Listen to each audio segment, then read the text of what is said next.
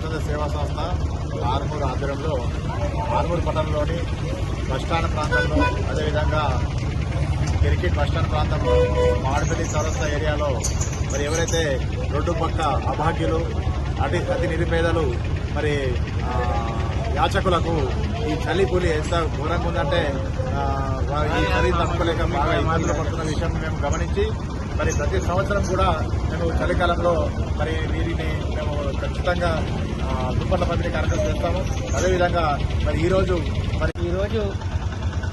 లక్ష స్వచ్ఛంద సేవా సంస్థ ఆధ్వర్యంలో ఆర్మూర్ ప్రాంతంలోని నిరుపేదలు, అంటే ఇల్లు లేకుండా యాచకులుగా జీవిస్తూ రోడ్డు పక్కన నిద్రించే అభాగ్యులకు ఇక్కడ చలికాలం కాబట్టి చలి తీవ్రత చాలా ఉంది కాబట్టి ఈ చలి నుంచి వృద్ధులను మరియు నిరుపేదలను రక్షించే ఉద్దేశంతో ఈరోజు మా యొక్క స్వచ్ఛంద సేవా సంస్థ ఆధ్వర్యంలో దుప్పట్లు ఉచితంగా పంపిణీ చేయడం జరిగింది.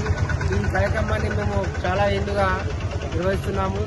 అంతేకాకుండా మరి ఇంకా ఎవరైనా ఇంకా ఈ చలికాలం అయిపోయేలోపు ఇంకో 1 మంత్ 1.5 మంత్ తర్వాత కూడా ఇంకోసారి కార్యక్రమం చేపడతామని కోరుకుంటూ ధన్యవాదాలు. Thank you.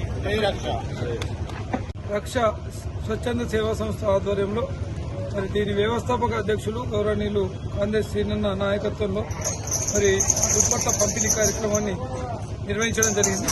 మరి ఇది ప్రతి సంవత్సరం విధిగా మరి చలికి అనాథలు, అభాగ్యులు, మరి రోడ్డు పక్కన ఉన్నటువంటి యాచకులు వారు చలి పంజాకు ఎదుర్కోలేక వారు గదగద వణికిపోయే పరిస్థితిలో మరి ఒక రక్షణ కవచంగా మరి దుప్పట్ల పంపిణీ కార్యక్రమాన్ని తీసుకోవడం జరుగుతుంది.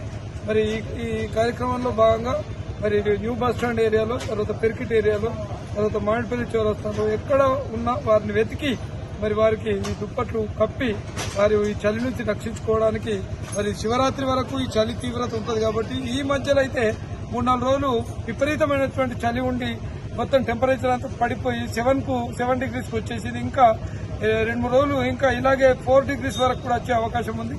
మరి దీన్ని తట్టుకోవడానికి వాళ్లకు దుప్పట్ల పంపిణీ కార్యక్రమాన్ని మరి నిర్వహిస్తున్నాం. జై రక్ష.